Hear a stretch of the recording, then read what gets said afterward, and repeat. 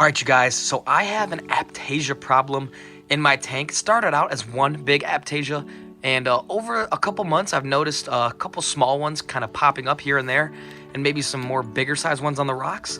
So today I'm going to show you guys a kind of a fun way to deal with Aiptasia, and we're just going to learn about Aiptasia and kind of what they are as a whole and why you can't really just pluck them out of your rocks, how that could actually make a bigger problem. But let's go ahead, let's get right into it, guys. Alright guys, so one of the ways I'm going to try to passively combat the Aiptasia outbreak I'm getting is I'm going to throw this little peppermint shrimp in the tank, and we're going to see if he can start slowly picking off the Aiptasia, and we'll check in on this guy in a few days and we'll see if he has picked at any.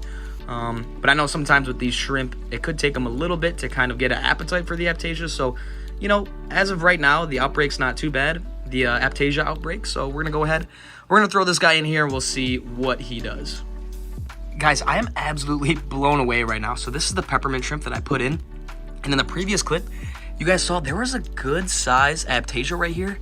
And this guy in like less than a day completely just cleaned it out. And there was also a big one on these rocks here. And he cleaned them out already. And honestly, guys, I feel kind of bad because I was going to make a whole video about this guy like eating them. But he literally just in one night just came through and ate like 5 Aiptasia that were pesting my tank. So I wasn't really expecting that, but I mean, that's a great result. I genuinely don't know if I'm happy that this dude absolutely demolished all the Aiptasia or if I'm kind of sad because I didn't get any footage of it and now I really don't have a video. I also, you know what, guys, I have a bristleworm problem, so maybe this guy will help take care of that. And you know, these peppermint shrimp, they're a nocturnal species, so you know, usually he is just hanging out in this rock all day. But guys, I cannot believe this dude absolutely just cleaned all of the Aiptasia. I'm gonna try and see if I can find another one and if I can get a video of him eating it, because I was not expecting that at all. Well, I guess if you guys have an Aiptasia problem, you guys know, get the peppermint shrimp, because this dude went absolutely crazy. So I've came to the conclusion that I officially am one of the luckiest people ever, and my peppermint shrimp, he's under the rocks right there, he absolutely demolished all the Aiptasia in the tank. Now, to be honest, I thought this was going to be a passive way that I was going to need to get actually more aggressive, a little bit more hands-on with the Aiptasia.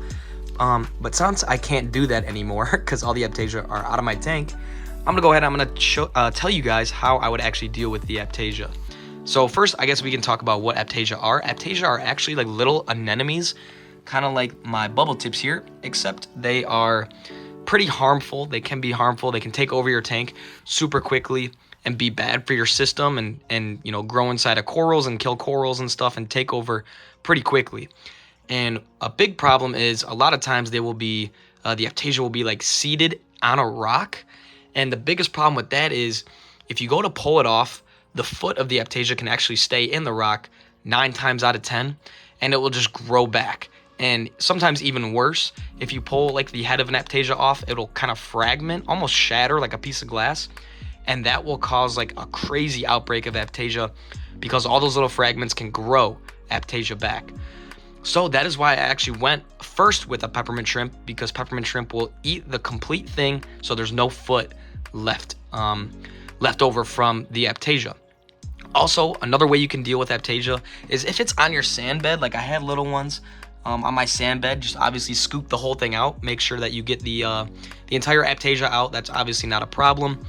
But if it's on your rocks, if you want to do some sort of manual removal, you can actually buy some sort of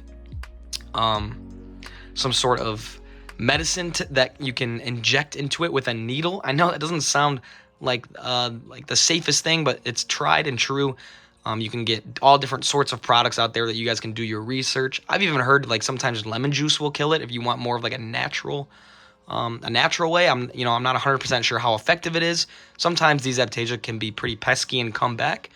Yeah,